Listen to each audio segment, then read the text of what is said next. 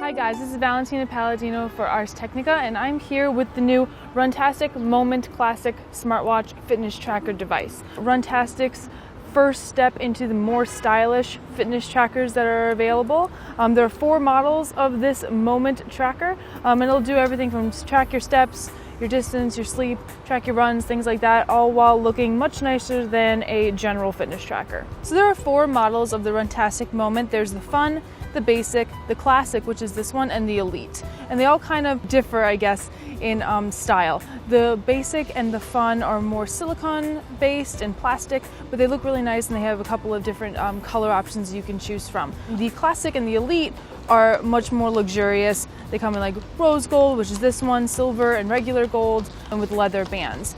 So you can see here, like I said, it's the analog watch face. On the side you have one physical button which will help it with setup, but it'll also put the watch in sleep mode when you want to go track your sleep when you go to bed. And on the back it's just regular watch back, and it's powered by a regular watch battery. So you're going to get about 6 months of battery life out of this, and there's no charging required. So on the front of the watch you can see here that there's a small dial. This is going to show you how far you've gone in your activity goal for the day.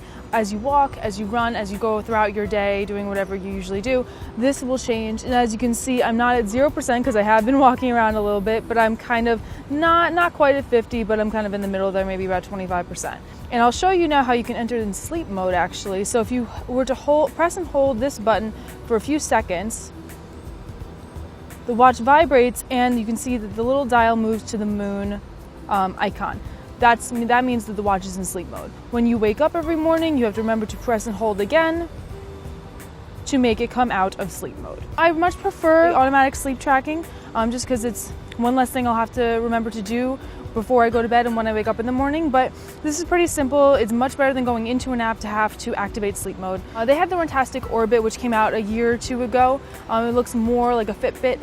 But now we have one that looks like this, which looks like just a regular watch, and it's pretty stylish. And just to compare, we have the Fossil Q Grant that also just came out. You can see that they look pretty similar. This one has a little bit more of a traditional style, but they look pretty similar. This feels a little bit more weighty, probably because Fossil has access to a little bit better materials. But these are both made of steel. And also probably what's making the Fossil watch a little bit heavier is that this does not have a regular battery in it. This is a rechargeable watch, so you will have to charge it probably every 6 to 8 days, I'd say. When I was using it, I got about 7 days of battery with regular use. So as you can see, more companies are trying to get into this stylish, traditional watch style for their trackers and their smartwatches, and it's really nice to see. So this is the companion app for all of the Runtastic Moment devices. It's actually called Runtastic Me. Anybody who's familiar with the regular Runtastic app, which is what the company first came out with, this is not the same app. This is a different app that is meant for these devices. So here you'll see that this would have my photo in it if I had chosen a photo, and this kind of bar right here shows you how much of my activity goal I completed that day. So we have steps, active minutes, calorie burn, total distance traveled, and sleep. And if you were to tap on any of these, you can see kind of a bar of when you were most active that day, when you did most of this stuff throughout the day, and if you tap, you can kind of see a more detailed look at it. And one thing that you'll see here is that you can look at a day view, you can look at a week view, and there'll be bar graphs that show up here.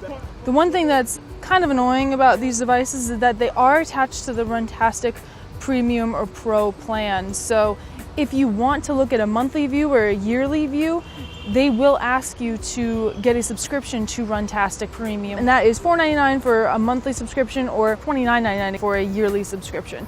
In general, this tracker without the subscription will do almost everything that something like a Fossil Q wearable would, except for filter notifications and like the Q Curiosity things that Fossil does.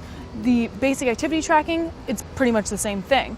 But if you wanted to do anything else, like see longer periods of time and track longer periods of time, say if you were training for a marathon or training for something long term, you would have to get a subscription.